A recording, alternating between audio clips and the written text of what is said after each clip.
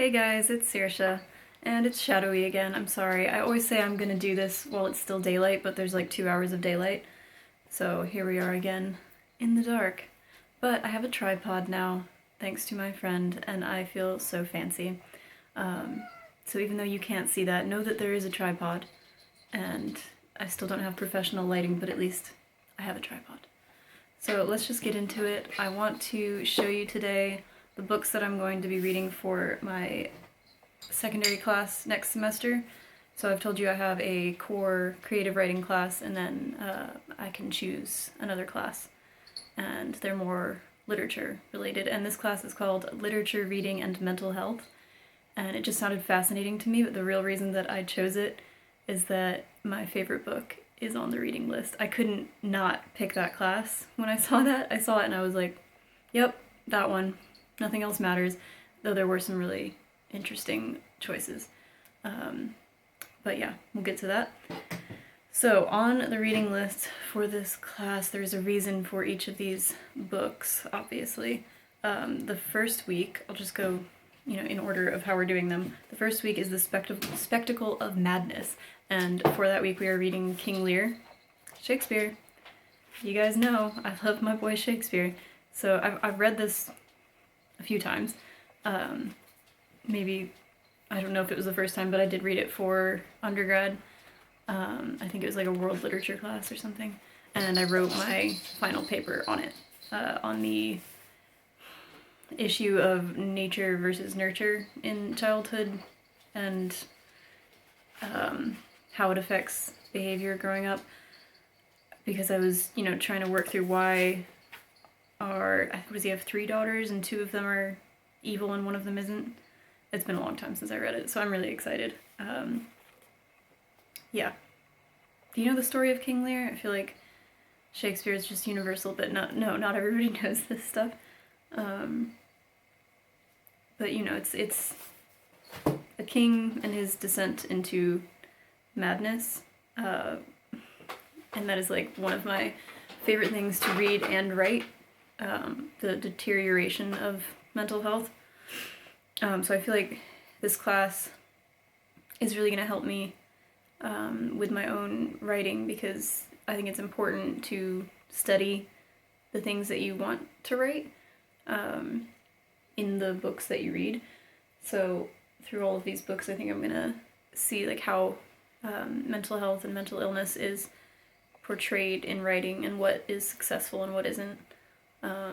And what is like sensationalizing and what is actually realistic and somewhat respectful. Because you really walk a fine line when you're talking about mental illness in writing, especially if it's things that you don't have experience with, or if you're writing fiction, and it's not like a memoir or like a nonfiction book. Yeah, I don't know. I think I'm going to learn quite a bit. I'm excited. So the second week, I don't have anything to show you, but we have to read some poems, and I'll just tell you what they are. John Clare, I Am, Coleridge, Dejection and Ode, Cowper, The Castaway, Wordsworth, Ode, Intimations of Immortality. And the subject for that week is literature, romanticism, and the problem of consciousness. So I'm excited about that because we didn't get to do any poetry in the first semester, so that'll be fun. And then the next week, this is the reason why I'm taking this class. This week's subject is Victorian interiority, and check out what we're reading. It's Villette, Charlotte Bronte, my favorite book, aside from Perks of Being a Wallflower, which I would say is my favorite modern book, and actually relates so much to this for me because of the subject, the narrator being a wallflower, being, somebody who just watches life, and that is very much what Lucy Snow is in Villette. And I have coming up for you soon, I promise, so I'm going to do it, a 3-part guided reading of Villette, and it's going to be by volume. There's 3 volumes, and look, I read this in like 12 days and really dug into it, and you guys won't believe it, but I actually wrote in this book. Can you see that I wrote in this book? Which I never do. But I own so many copies of this, and I just figured, why not, you know, like really, really get into it. And yeah, I did a very close reading of it, which will hopefully help me explain it. So yeah, Victorian interiority. So this book, I'll just read you the little, I don't know if I even want to read this little back copy, because it doesn't feel like it really represents it. Basically, we have cats. Basically, it's about a young woman who leaves England and goes overseas to teach. Well, she's not going to teach, but she ends up teaching. And it's this like year of her pretty much just being like on the outside and watching what everybody else is doing, and at the same time being watched but not understanding why she would be watched. It's incredible. My favorite. Beautiful. So I'm really, really excited that we are going to be studying that book, and I hope we spend enough time on it. Okay, the week after that is Modern War, Modern Nerves, and we have Virginia Woolf, Mrs. Dalloway. So I'd never read any Virginia Woolf before this year, and I just like, I really got a bee in my bonnet about how, why haven't I read any Woolf? Like, I really should be reading it. And I got a couple of her books, including, well, this is, you know, an essay, A Room of One's Own, which I just read a few days ago. It's only like 100 pages.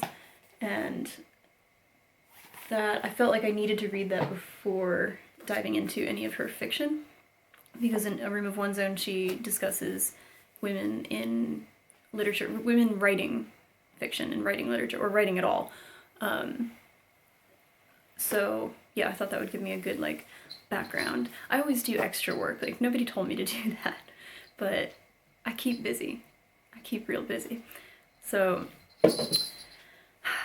yeah, I don't know what this one is about really. It's it says, in this vivid portrait of one day in a woman's life, Clarissa Dalloway is preoccupied with the last-minute details of a party she is to give that evening. As she readies her house, she is flooded with memories and re-examines the choices she has made over the course of her life. It's really short. I just like this edition. I don't know why. I wish it matched the other Woolf books that I have. I love matching editions, but yeah, that didn't work out this way. So I'm looking forward to reading some of her fiction now that I've read A Room of One's Own. Okay, then we have Narrating Mental Illness and Its Apparent Causes, and I'm really excited about this one. This is another reason why I took this class. Like, there were 3 things that I'd already read. Villette, King Lear, and this one, which is The Bell Jar, Sylvia Plath. And it's just, it's fantastic, and it's been a while since I've read it. So I'm really looking forward to getting into it again, and through an academic lens, because I just read it for pleasure before. Yeah, and this book, it has an image in it, which if you've read it, you know what I'm talking about, the fig tree, I think it is, which is so powerful to me and has, you know, cropped up over and over again in my mind throughout the years of trying to make decisions about my life, and just kind of sitting there under the fig tree, not making any decisions, and watching all the figs rot. I hope it's figs. But yeah, if you've read this, you know what I'm talking about. It's, I mean, it's sad to read, you know, knowing how her life ended, and this was the only novel that she wrote. But I have all of her poetry too. Like, can you see? That's next to the Bryson. I have the complete works of Sylvia Plath's poetry. Just, yeah. I guess I can read you the little back thing. Working as an intern for a New York fashion magazine in the summer of 1953, Esther Greenwood is on the brink of her future. Yet she is also on the edge of a darkness that makes her world increasingly unreal. Esther's vision of the world shimmers and shifts, day to day living in the sultry city, her crazed men friends, the hot dinner dances, ... blah blah blah. It's partially based on her own life. Yeah. So, I think much like Villette, it's highly autobiographical, which I admire, because I like to do that too. I mean, if you don't pull from your real life as a writer, how are you coming up with... I don't know. I think you have to. I think even if you don't know you're doing it. But I've talked about that before. Okay, then we have History's Madness. History's Madness. Okay, well, this is The Rings of Saturn. I think that's right. Yeah. Okay. And this one doesn't really have a description, but I know it is about a guy walking in Suffolk, and I keep getting these shadows. I'm sorry, I'm doing the, like, giant bare bulb in front of me again for lighting. One day I'll have a ring light. No, probably not. So this guy walking in Suffolk, and I can't tell if it's like mixed memoir and fiction, or if it's all fiction, or I don't know. But it seems really interesting, and I'm excited because it mentions, you know, all these places as he walks through Suffolk, which is a county in England, in case you don't know, because that's where I've been many times because I have family there, and well, not many times, but a couple times. I just got back from there, and it's such a beautiful part of the country, and I'm really looking forward to rediscovering it through this book. Let's see. After that, we have essay preparation week. That's really scary, and I'm already nervous. We have popular fiction and therapy. No. Oh, no. Okay. During essay preparation week, for some reason, we have Oedipus the King, Sophocles, which I'm stoked about because this is one of those things that, like, culturally, like, is so, I don't know, you hear about it all the time, but, like, if you didn't have to read it in school, like, would you have read it? I don't know.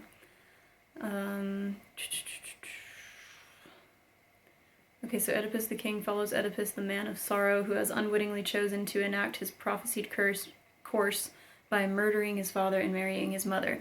So you always hear, like, that saying, the Oedipus complex, like when a guy's in love with his mother, which is so, this is gonna freak me out. I think there's other stories in here too, but that's the one that we're reading. So I love the, like, range that we have in this class, from, you know, Victorian literature to poetry to, is this ancient? I feel really dumb if I don't. No, I don't know if this counts as ancient or what time period it was. Well, it's old. I'm gonna learn, that's why I'm in school.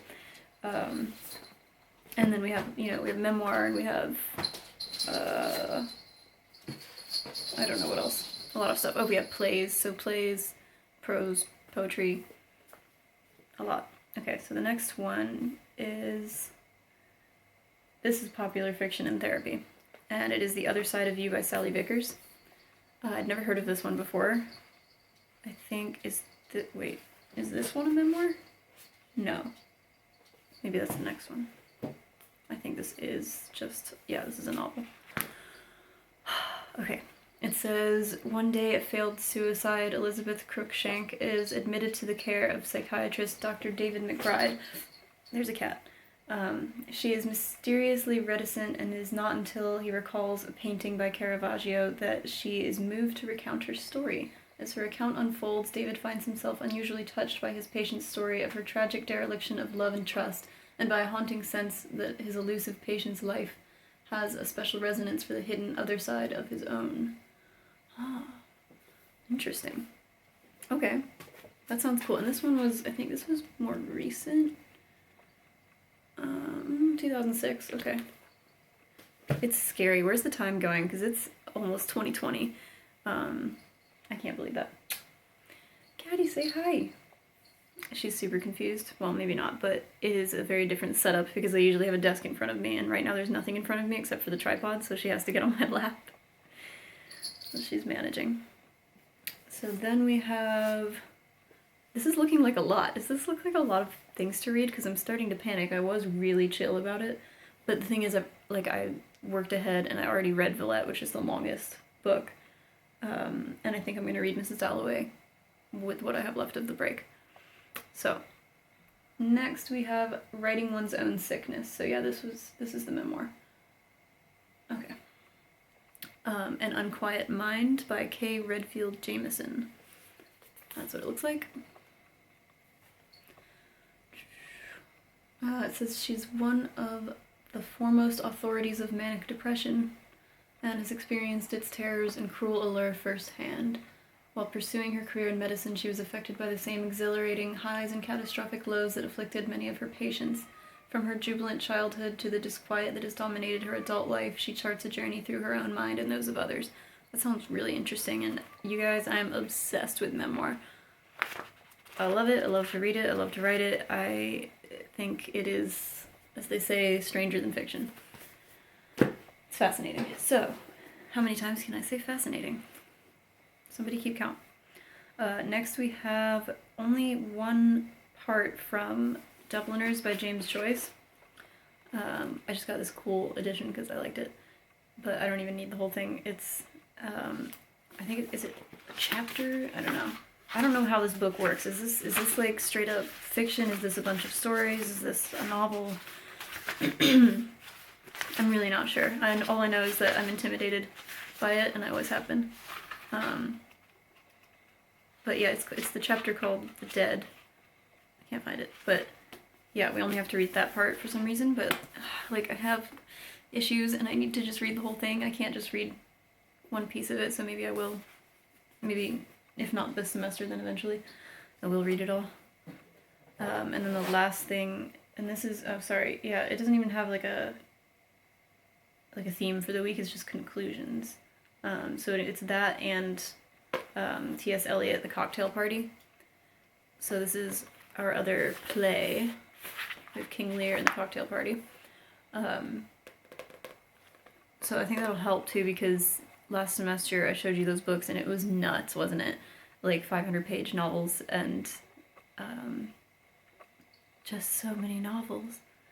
But at least now we have like 1 week with poems and a couple weeks with plays and just a section of a book with memoir. You know, I think it's a good balance, and check back with me in April when this is over and I am not singing the same tune.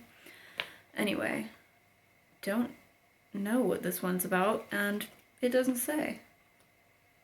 So, it's a mystery, but never read any T.S. Eliot, don't think, so that'll be fun. I think that's all I got for you right now, and in the next couple of videos I'm gonna do jazz and tracks, because I promised. So I've got them. I hope all my books don't fall down. Okay. Got jazz and tracks, and I'm so excited. I love these books.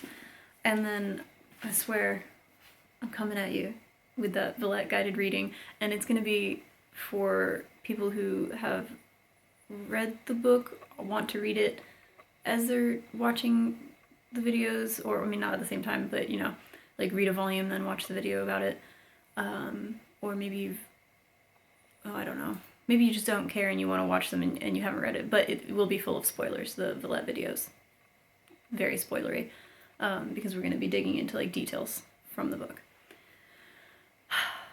What else was I going to say? Oh yeah, it's Christmas Eve. That's all I was going to say. So, Merry Christmas, Happy Holidays. I don't know. I'm just gonna hang out with my cats for Christmas. I'm stoked about that. And I think I'm gonna climb Arthur's Seat in the morning because it's supposed to be good weather. That's what it claims. Let's see if that's changed. Oh, it's raining now. Okay, partly cloudy for sunrise. Well, wish me luck getting a good sunrise in the morning. Anyway, thanks for watching, and let's hope next semester is even better than this one. See you next time.